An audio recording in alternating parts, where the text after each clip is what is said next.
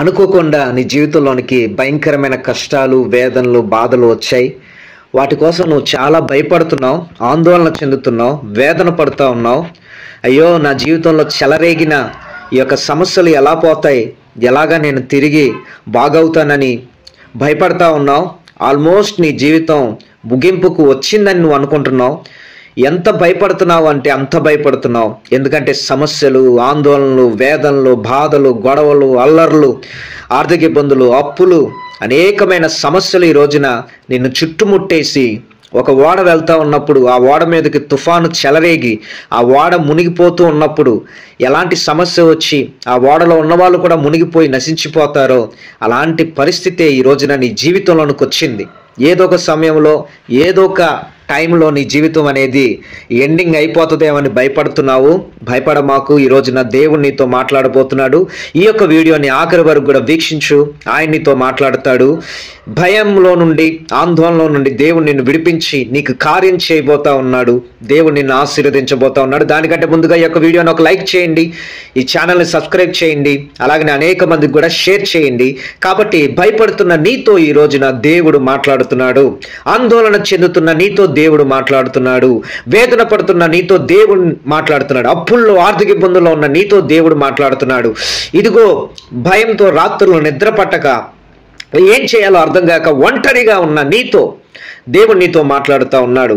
ఈ రోజున ఏజ్ అయిపోయి చాలా వృద్ధాప్యంలో నువ్వు ఉన్నావు, ఒక విధవరాలుగా నువ్వు ఉన్నావు, అలాగే ఎవరు లేక ఒంటరిగా నువ్వు ఉన్నావు, ఒక అనాథగా నువ్వు ఉన్నావు, డబ్బులు లేని వ్యక్తిగా నువ్వు ఉన్నావు. ఎలాంటి పరిస్థితి అంటే నీ పరిస్థితి భయంకరమైన పరిస్థితి. భయాలు నిన్ను చుట్టుకున్నాయి, ఆందోళన నిన్ను చుట్టుకున్నాయి. ఈ రోజున దేవుడు నీతో మాట్లాడబోతున్నాడు. కాబట్టి ఈ యొక్క వాక్య లేఖనాన్ని నేను మీకు తెలియపరుస్తాను. బైబిల్ గ్రంథంలోని మనం ధ్యానం చేసుకుందాం. మత్తయి సువార్త 8వ అధ్యాయం 23వ వచనం ధ్యానం చేద్దాం. మత్తయి సువార్త 8వ అధ్యాయము 23వ వచనం. ఆయన దోణి ఎక్కినప్పుడు ఆయన శిష్యులు ఆయన వెంట వెళ్ళిరి.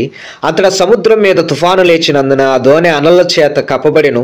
అప్పుడు ఆయన నిద్రించుచుండగా వారు ఆయన వద్దకు వచ్చి, ప్రభువా, నశించిపోవచ్చున్నాము, మమ్మను రక్షించుమని చెప్పి ఆయన లేపిరి. అందుకైన అల్ప విశ్వాసులారా ఎందుకు భయపడుచున్నారని వారితో చెప్పి లేచి గాలిని, సముద్రమును గద్దింపగా మిక్కిలి నిమ్మలమాయెను. ఆ మనుషులు ఆశ్చర్యపడి, ఈయన ఎట్టివాడో, ఈయనకు గాలియు సముద్రమును లోబడుచున్నవని చెప్పుకొనిరి. చూడండి, దోణి ఎక్కినప్పుడు యేసు ప్రభు వారు దోణి ఎక్కారు, అనగా షిప్ ఎక్కారు. ఆయన డిసైపుల్స్ అనగా ఆయన శిష్యులు కూడా అందులో వెళ్తున్నారు. వాళ్ళు సముద్రం మీద ప్రయాణమై వెళ్తూ ఉన్నారు, తెడ్లు వేసుకుంటూ. సడన్గా ఏమైపోయిందంటే సముద్రం మీద భయంకరమైన తుఫాన్ లేచింది. ఇప్పుడైతే తుఫాన్ రాబోతున్నప్పుడు హెచ్చరికలు చేస్తారు, కానీ ఆ రోజుల్లో తుఫాన్ ఎప్పుడు వస్తుందో, ఎలా వస్తుందో తెలియదు. కానీ సముద్రం మీద వెళ్ళేటప్పుడు ఆ భయంకరమైన తుఫాను లేచినందున ఆ దోణి అనగా ఆ శిష్యులు, ఆ యొక్క షిప్ ఏదైతే ఉందో, ఆ ఓడ ఏదైతే ఉందో అలల చేత కప్పబడింది. అంటే అలలు ఆ యొక్క ఓడలోకి నీళ్లు వచ్చేస్తూ ఉన్నాయి. నీళ్ళ చేత ఆ యొక్క ఓడంతా కూడా నింపబడి అది మునిగిపోయే స్థితికి వచ్చేసేసింది. ఆల్మోస్ట్ మునిగిపోతుంది. యేసు ప్రభు వారు అక్కడ నిద్రపోతూ ఉన్నాడు. వాళ్ళు ఆయన యొద్దకు వచ్చి, అయ్యా, నశించిపోతా ఉన్నాం, మమ్మను రక్షించు అని ఆయన లేపారు. అయ్య బాబోయ్, నశించిపోతా ఉన్నాం, చూడు తుఫాన్ లేచింది, దోణి అంతా అలల చేత కప్పబడింది, మేము నశించిపోతా ఉన్నాము, మా గురించి నీకు టెన్షన్ లేదా, మీరు ఎలా నిద్రపోతున్నారని యేసు ప్రభు వారిని లేపి, అప్పుడు ఆయన అంటున్నాడు కదా, అల్ప విశ్వాసులారా ఎందుకయ్యా భయపడుతున్నారు అని వారితో చెప్పి ఆయన లేచి, గాలి భయంకరంగా వస్తుంది, గాలి భయంకరంగా వస్తుంది, అలాగే సముద్రము కూడా భయంకరంగా చెలరేగుతూ ఉంది. గాలితో చెప్తున్నాడు, గాలి సైలెంట్గా ఉండు, సముద్రమా నిమ్మలముగా ఉండు అని గట్టిగా అరిచి కేక పెట్టి, ఏయ్ సైలెంట్గా ఉండండి అని ఒక మాట చెప్పగానే వెంటనే సముద్రము, గాలి సైతం మిక్కిలి నిమ్మలం అయిపోయింది. ఎలాగంటే be quiet, pin drop silent అనమాట. ఒక్క అల కూడా అలా లెగలేదు, అసలు సౌండ్ అనేదే లేదు, మొత్తం సైలెంట్ అయిపోయింది. ఆ మనుషులందరూ కూడా ఆశ్చర్యపడిపోయి, అయ్య బాబో, ఈయన ఎలాంటి కార్యాలు చేస్తున్నాడు, ఈయనకి గాలి అలాగే సముద్రము లోబడుతున్నాయి అని చెప్పి దేవుణ్ణి గణపరిచారు. దీన్ని బట్టి మన ఆత్మీయ జీవితంలో ఈ రోజున మీరు నేర్చుకోవాల్సింది ఏమనగా, మీరు భయపడుతున్నారు. ఎందుకు భయపడుతున్నారు? దేవుడు నీతో చెప్తా ఉన్నాడు, ఎందుకు నువ్వు భయపడుతున్నావు? నీ హృదయం అనే ధోనిలో యేసుప్రభు వారు ఉన్నాడు కదా, నీ జీవితంలో యేసుప్రభు వారు ఉన్నారు కదా. ఆయన నిద్రపోతున్నాడని అనుకుంటున్నావు నువ్వు, ఆయన నిన్ను చూడట్లేదని అనుకుంటున్నావు, నీవు నశించిపోతున్నానని అనుకుంటున్నావు. నా జీవితం ఇక అయిపోయింది, ఇక ఈ జీవిత ప్రయాణంలో చెలరేగుతున్న ఈ తుఫాను యొక్క తాకిడికి, ఈ సమస్యలకి, ఈ అప్పులకి, అనారోగ్యానికి, గొడవలకి, అల్లర్లకి, ఈ భయంకరమైన కార్యాలకి, భయంకరమైన ఈ యొక్క వేదనకి, ఈ భయంకరమైన శ్రమలకి ఇక నా జీవితం మునిగిపోద్దేమో అని ప్రభు దగ్గరికి వెళ్ళి ప్రార్థన చేస్తూ ఆయన లేపయ్యా నా జీవితం ఏంటి, అయ్యా నా బ్రతికేంటి, నా బిడ్డల బ్రతికేంటి, నా భర్త బ్రతికేంటి, ఎలాగయ్యా నేను ఇప్పుడు నేనేం చేయాలి, నేను నశించిపోతానేమో నన్ను రక్షించమని ఆయనకి కేకలు వేసి నువ్వు ప్రార్థన చేస్తున్నావు. అందుకు ఆయన నీతో అంటున్నాడు, ఎందుకు భయపడుతున్నావు? నీళ్లు నిన్నేమి చేయలేవు, అగ్ని నిన్నేమి చేయలేవు, ఏ సమస్య నిన్నేమి చేయలేవు. ఆయన నీ మీద చెలరేగుతున్న గాలిని, సముద్రమును గద్దిస్తాడు. నీకు విరోధంగా లేచిన మనుషులను దేవుడు గద్దిస్తాడు. నీకు విరోధంగా లేచిన శ్రమలను దేవుడు గద్దిస్తాడు. నీకు విరోధంగా లేచిన సమస్యలను దేవుడు పరిష్కరిస్తాడు. ఎలా అయిపోద్దంటే నిమ్మలం అయిపోతుంది అనమాట. హల్లెలూయా. ఈ రోజున నీ జీవితం నెమ్మది లేక నువ్వు వెళ్తున్న ప్రయాణం అంతా కూడా గందరగోళంగా ఉంది. చేస్తున్న ఉద్యోగం పీకేశారు, జరగాల్సిన వివాహం ఆగిపోయింది, పుట్టాల్సిన బిడ్డల మధ్యలోనే దూరం అయిపోయి చనిపోయారు, గర్భఫలం లేదు, లేమి, భయంకరమైన అనారోగ్యము, భయంకరమైన శాపాలు, భయంకరమైన అల్లర్లతో కూడిన జీవితం. నీ జీవితం నశించిపోతున్నానని నువ్వు అనుకుంటున్నావు, రక్షించమని ప్రభువునికి ప్రార్థన చేస్తున్నావు. దేవుడు చెప్తున్నాడు, ఎందుకు భయపడుతున్నావు?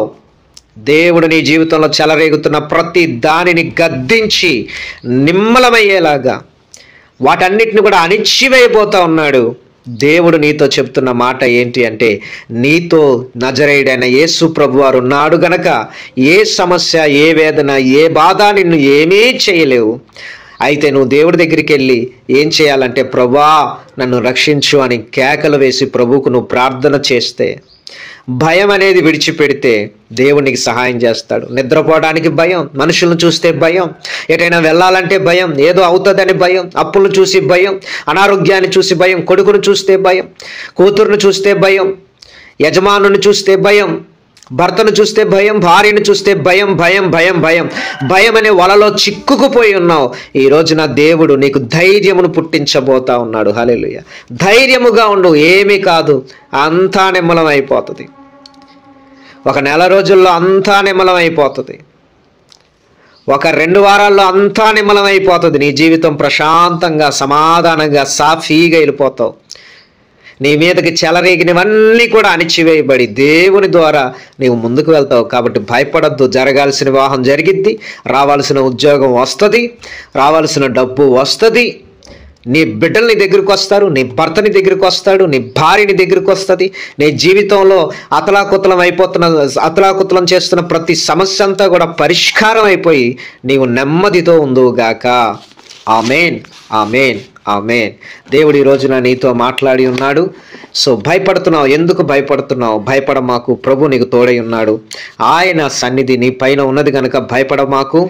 మరి దేవుని యొక్క మహాకృపను బట్టి దేవుడు మిమ్మల్ని దీవించి ఆశీర్వదించును గాక. చాలామంది భయాందోళనలో బ్రతుకుతూ ఉన్నారు.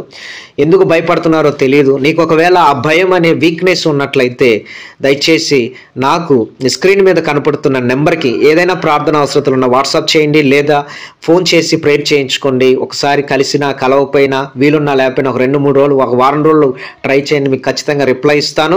దేవుడు మిమ్మల్ని దీవించి ఆశీర్వదించిన గాక. ఈ యొక్క వీడియోని ఒక లైక్ చేయండి, కామెంట్స్లో ప్రార్థన అవసరాలు తెలియపరచండి, అలాగనే ఈ యొక్క వీడియోని షేర్ చేయండి. అలాగనే కామెంట్స్లో ఖచ్చితంగా ఏమని రాస్తారు అంటే, యేసయ్య నాతో ఉన్నాడు, యేసయ్య నాతో ఉన్నాడు అని కామెంట్స్లో రాయండి. అలాగనే ఈ యొక్క వీడియోని అనేకులకు కూడా షేర్ చేయండి. దేవుడు మిమ్మల్ని దీవించును గాక. God bless.